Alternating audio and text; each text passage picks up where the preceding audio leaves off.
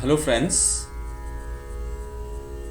For the next 2 weeks, we are going to talk about a very interesting topic about which I feel that less has been spoken, and quite a lot needs to be spoken about this topic, and that is music appreciation, and in particular, appreciating Indian classical music and Indian light music.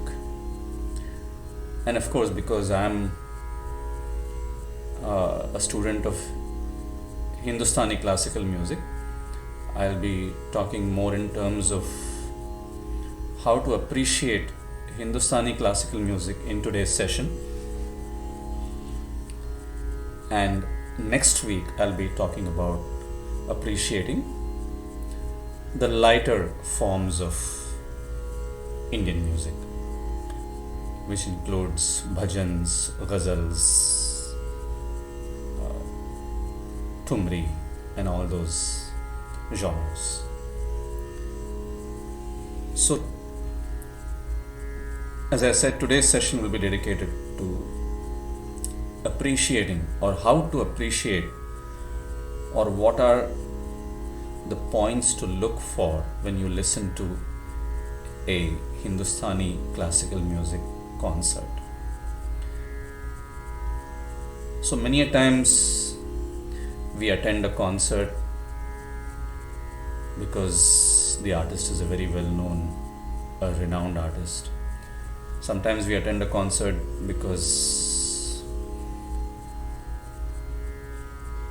a very close friend of ours would be performing in that concert.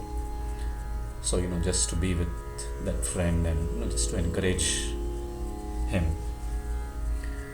And there could also be a situation in which you could be dragged to attending a concert, or forced to attending a classical music concert. Most of the people,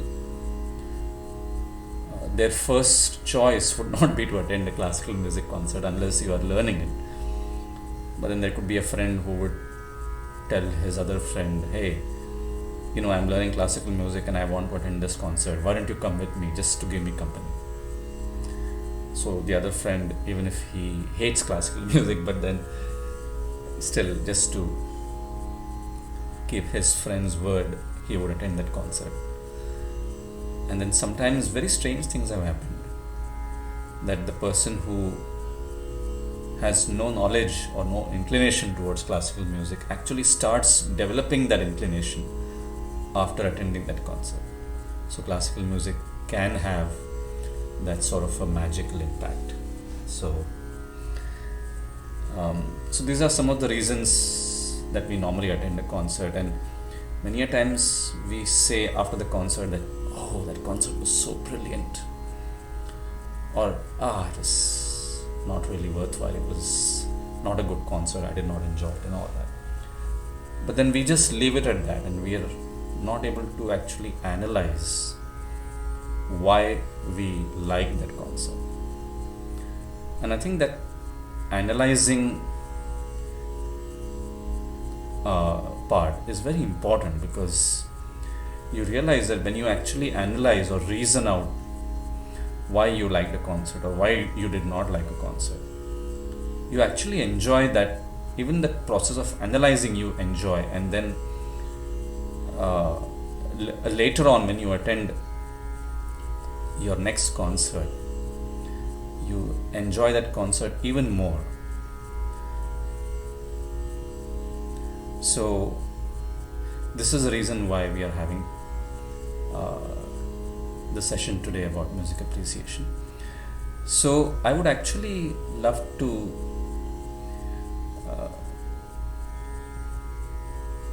should I say paste here a similar session that I had conducted a long time back at the Academy of Indian Music, where I was working before. So I'm going to paste excerpts from that session after this initial preface that I just did about music appreciation. So from now on you will hear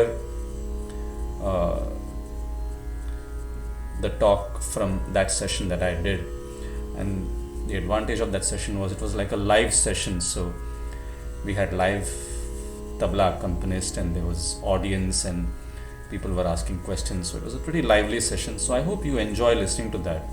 I may probably not post the entire session because it was pretty long, but I'll try to cut it and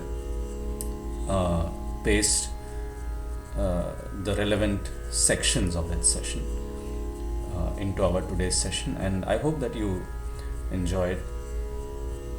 And as always, as I say every time, your feedback and your comments and your suggestions will be very, very highly appreciated.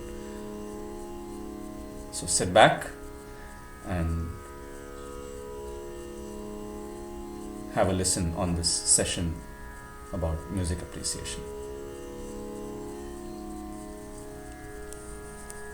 Also, just to mention about the text of the compositions in Hindustani music.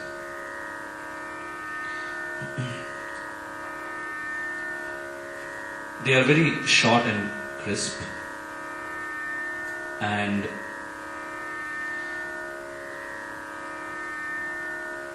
the central theme of the composition is always addressed to the Lord, but addressed in such a way that the language used is so much more colloquial language, so people feel quite intimate when they hear the words, and quite a bit of the meaning is implied meaning, it's symbolic. Now, just to give you an example, this composition that we are going to present right now,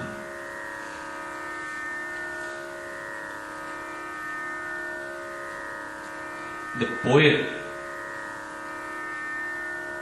is pretty disturbed because of a crow croaking near his house, because as we have the custom in our Indian culture that if you hear a crow croaking early in the morning, it means that someone's expected in your house, some guest. So when he hears the croaking of the crow, he feels very impatient, and he asks the crow to go away.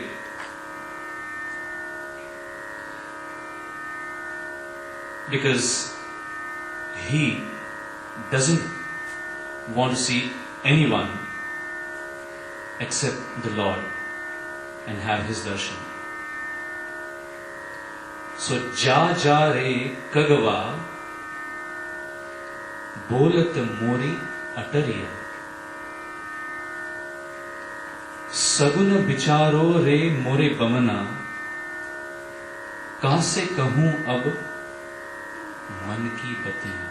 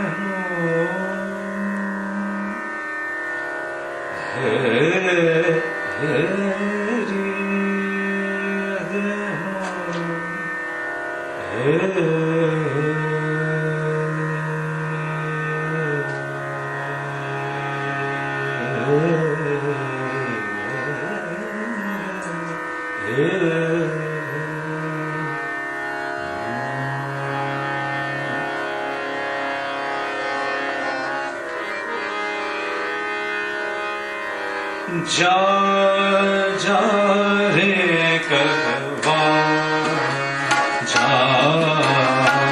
जा जा रे कगवा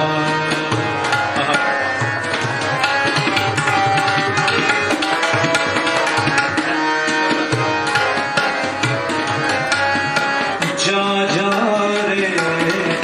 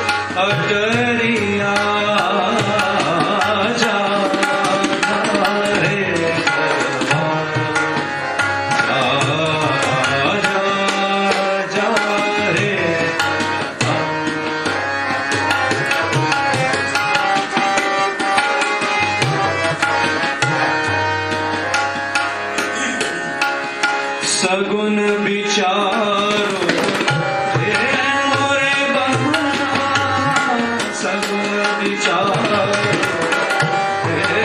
मोरे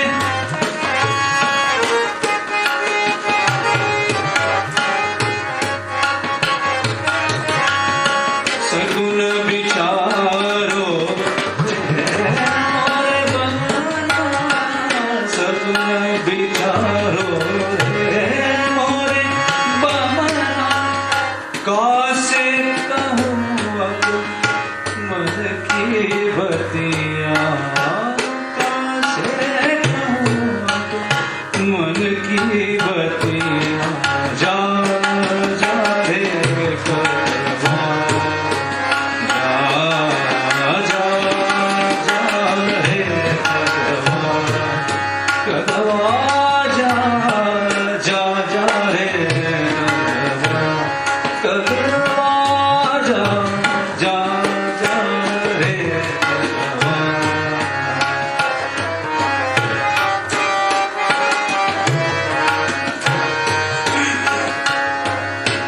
कगवा जा जा रे कगवा कगवा जा जा जा जा रे कगवा जा कगवा जा जा रे कगवा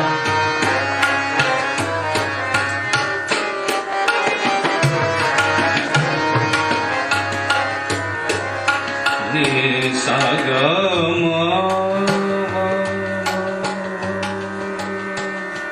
म ग रे सा नि प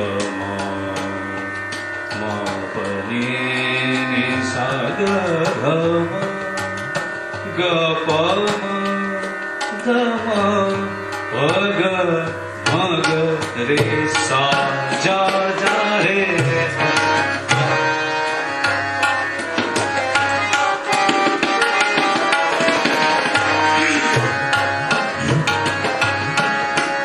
जा जा रे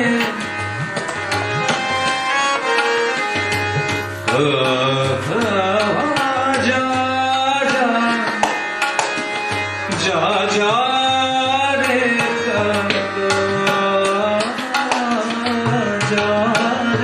जा रे जा जा रे जा जा रे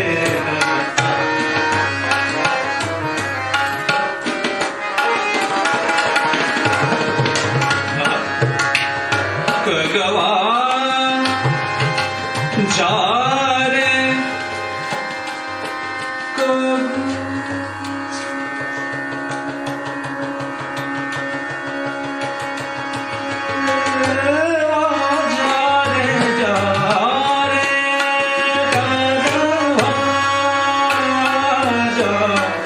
सगुन बिचारो रे मोरे बहना सगुन बिचारो रे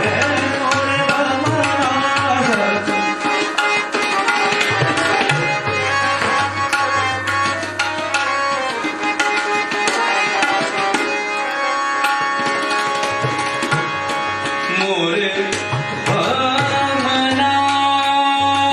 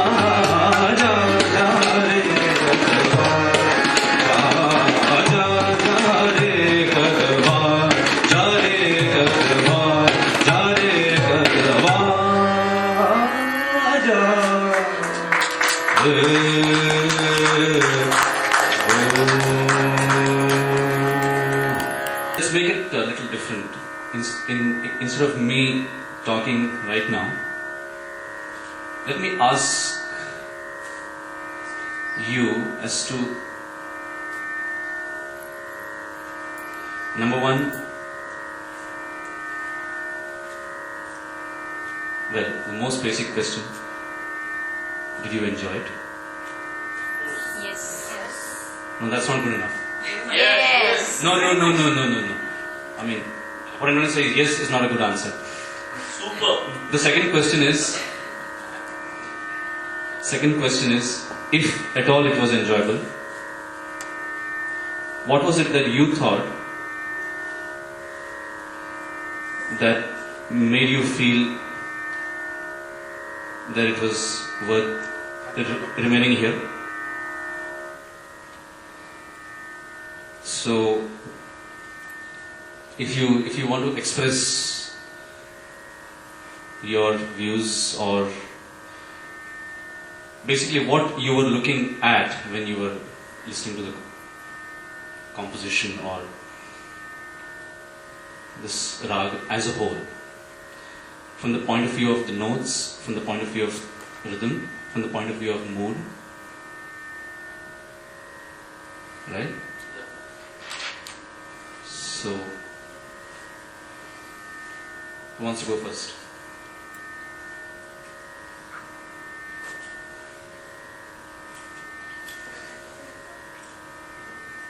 Well, I've learned this song from you, Okay. but today, it was completely a different experience from what I have learned. So, in a sense, first of all, it was in Madhya Line. Right. The life is, and the various things that you did, the Laikari and all those things, was just, in fact, it's something very different. Very impressive. Very, very impressive. It was very enjoyable. We enjoyed a lot.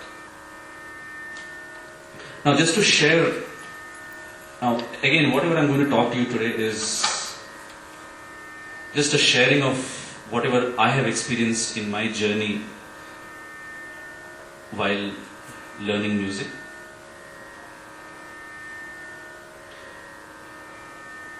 I come from a background, a family background from the south of India, Kerala, and compared to the other southern states, especially Tamil Nadu and Karnataka,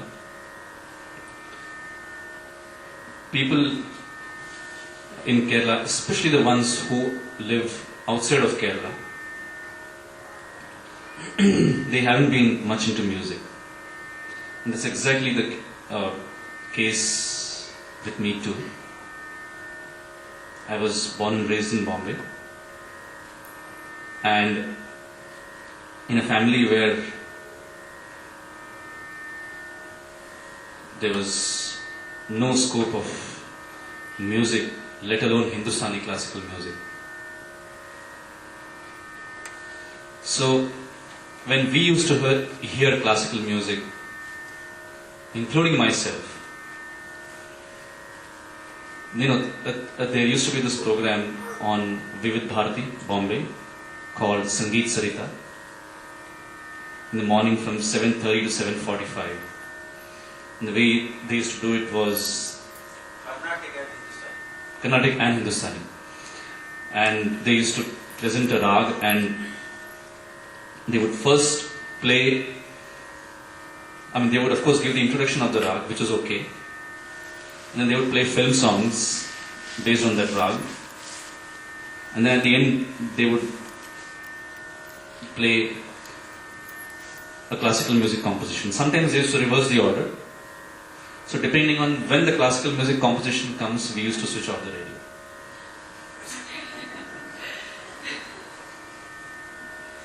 And I can tell you, it's a very honest confession. And there's nothing wrong in admitting that, really. So, well, for some reason, as students in school, we were shortlisted to learn music, and that's how we got into classical music. And that was a time when we really realized or started to realize as to what we were missing out on. So, apart from the rag or the information about the rag that they used to give, the other thing that I started enjoying in classical music was the tal. Right? So, you take a composition, Ja Ja Re Kagava, the singer sings it, he does some tihai or tans or alap, whatever, and then he comes back. And then at that point, even the tabla player compliments the singer by playing similar kind of variations, indicating that the singer has come back onto the first line of the composition after doing all his variations. So the entire experience of the singer coming back on the first line, together with the tabla player playing those variations, made it very interesting. And I then started to count, like, so till the singer finishes his alap and comes back onto the sum. Sum is the starting point of a tal, by the way. And the goal of every singer is to make sure that he understands where his sum is, right? And performs accordingly. So then I would just give beat on my lap, and then there used to be a point where my beat and the sum, obviously at that point I didn't know what sum was, but there was this point which used to match, like where the singer would, like after you do the ala and then you ja ja re na na na ja ja re kagwa, so then the singer generally stops so that the harmonium player or the accompanying instrumentalists complete the rest of the line. So that's when I realized that this point is something that every performer probably might be aspiring to achieve, that is to arrive at this particular point. So that is how I slowly started enjoying classical music. In fact, that's the way I started enjoying Carnatic music too, because in Carnatic music, as of course Nandakumar sir is here, but the tal factor is such a strong factor in Carnatic music as compared to Hindustani music. So if you really want to enjoy Carnatic music, you've got to give tal, and then the experience becomes so much more enjoyable. And if any one of you have not heard much of Carnatic music, I think you should, because as a student of Hindustani music, it is very important that you listen to Carnatic music too. And the way to listen to that is to make sure that you give beat when you listen to Carnatic music, because it's an inseparable part of that style of music. So that's the way I was enjoying it. And then, of course, the abstract aspect of melody and things came in much later, and that comes little later when you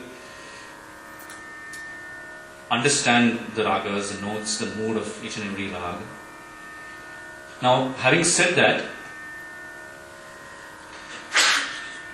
you'll see so many Westerners and non-Indians enjoying our music, and the only reason is there is something in our music that attracts them, and that something is melody. Of course, it is a very relative term. For some people, something might not be melodious.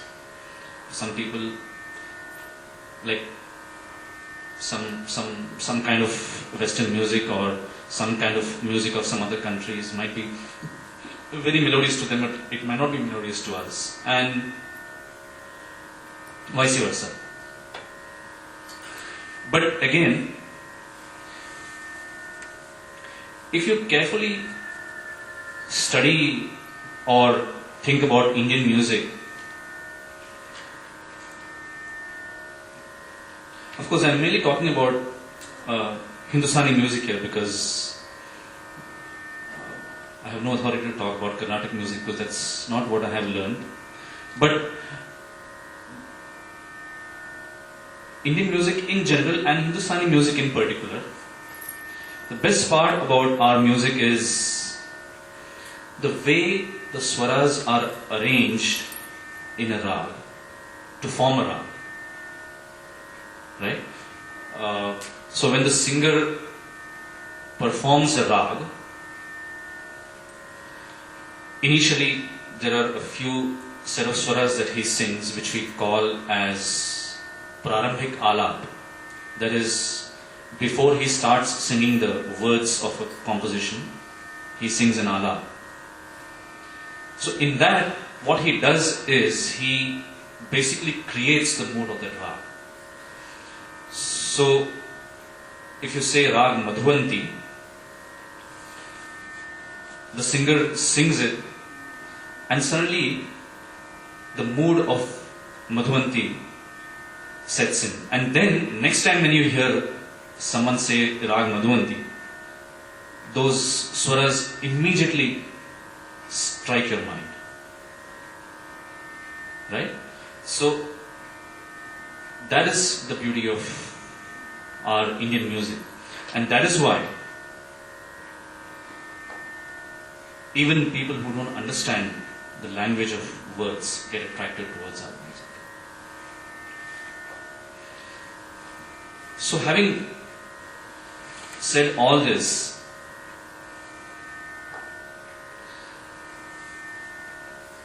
if now you want to share something about whatever you heard just now and whatever I spoke or anything, if you want to add something more to it, you might.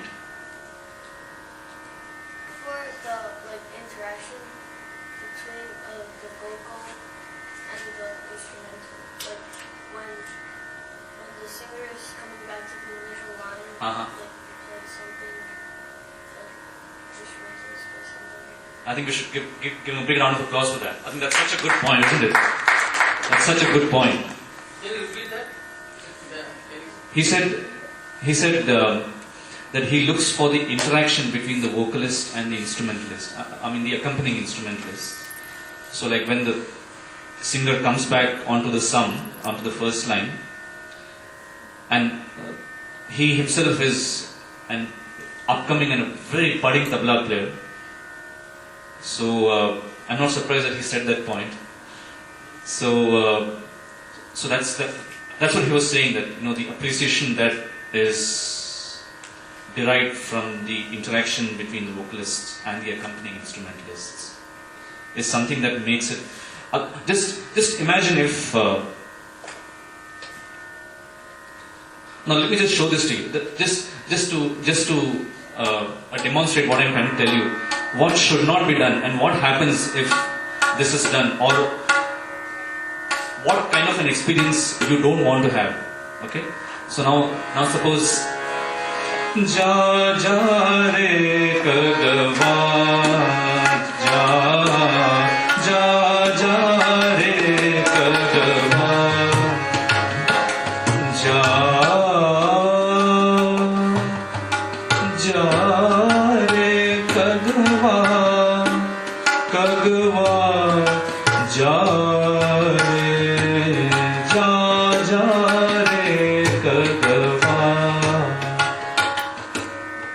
back to the song, but no reaction, no response, nothing. Now, ja ja re kagwa. Now the same alap that I did just now, I'm going to do kagwa ja ja re kagwa ja re kagwa ja.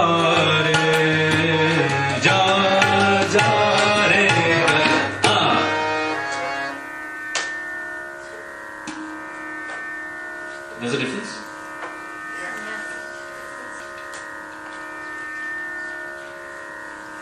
Of course. Is it just like a Bihai? Right. Just like the Tihai, absolutely. Now, Tihai, just to tell you that it means a particular phrase that you repeat thrice and you come back to the first line or the sum. Right?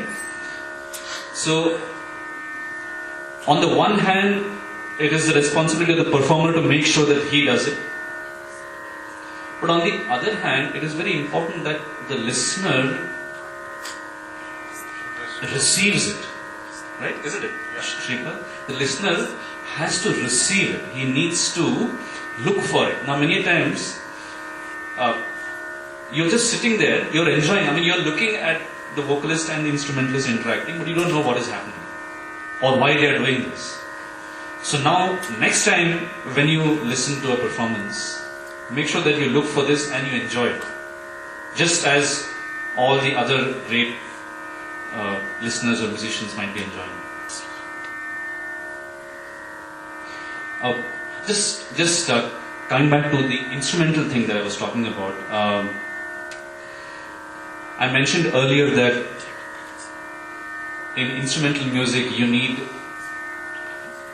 so much more attention when you listen to an instrumental music concert because of lack of words. Right? Now, that is the time when it is very, very important for you to understand how an instrumentalist starts. Right? So, in a typical, say, sitar concert, there are three aspects. Number one, the alap. Right? Alap meaning the initial swaras that he plays of that particular rag. Next one is what they call the jod. So in jod, what happens is they play set of swaras, but there is a sort of a tempo involved in jod, right? And they do slightly faster variation of an alap, but it's also in a rhythm. It's not based on any tal, mind you. It's just this, like suppose if there is a sitar concert going on, just don't mind me imitating sitar, but I might have to do it now.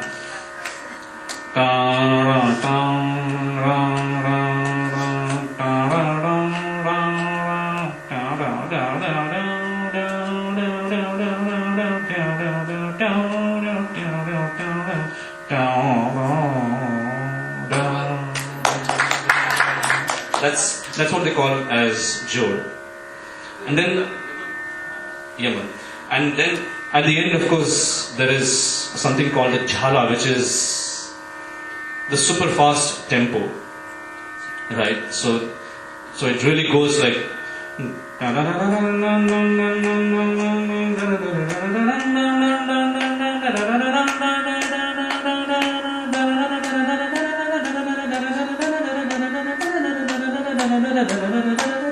So something like this. And then once that is over, the sitarist starts the composition. So these are the aspects when you listen to, because in instrumental music what happens is before they actually start the composition, it takes a long time, so people get bored. And again, it's a first-hand experience, I can tell you that. Earlier, not now. So people are not aware basically as to how to appreciate instrumental music especially, and they need to be told about these terms so that when they listen to it next time, they basically know what is going on. And again, as I mentioned earlier also about giving beat when you listen to it, when you listen to a classical music concert, especially when there is rhythm or tal involved, it's very important that you give beat. Of course, not too loud to disturb the performer, but it's very important to do that. It's a very subtle thing. in a way in which you can really enjoy a classical music concert. And especially instrumental music, because instrumental music is, the core of instrumental music is rhythm. Because of lack of words, it basically thrives on rhythm and rhythmic patterns, right? So it's very, very important that you give at least and what it does is, see, every person has an instinct of rhythm. A rhythm instinct is there in every person, right? And according to me, the best way to explore that would be to attend a classical music concert, right? So that you enjoy it. And I can assure you that once you do it this way, and when you come out of the concert room, you will be definitely a changed person in terms of listening to classical music. Right?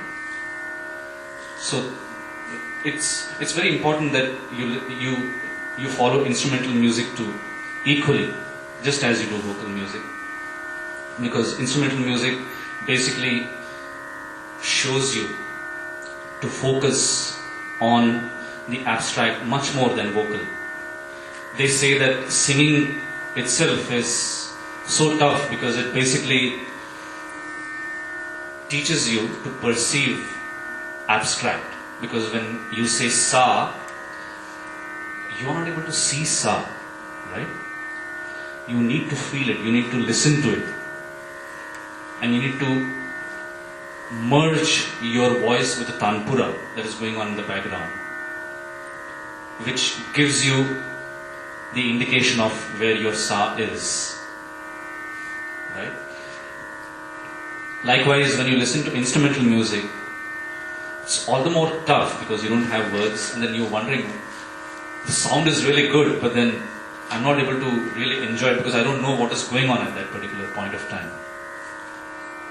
So it's very important that you remember all these terms, make note of all these terms, alap, jod, jhala, and then of course the composition that they play is called a gat. So that's the order that they progress their performance. So you need to know all these terms, and when you now go for an instrumental music concert, I am sure that you will enjoy it much better than before.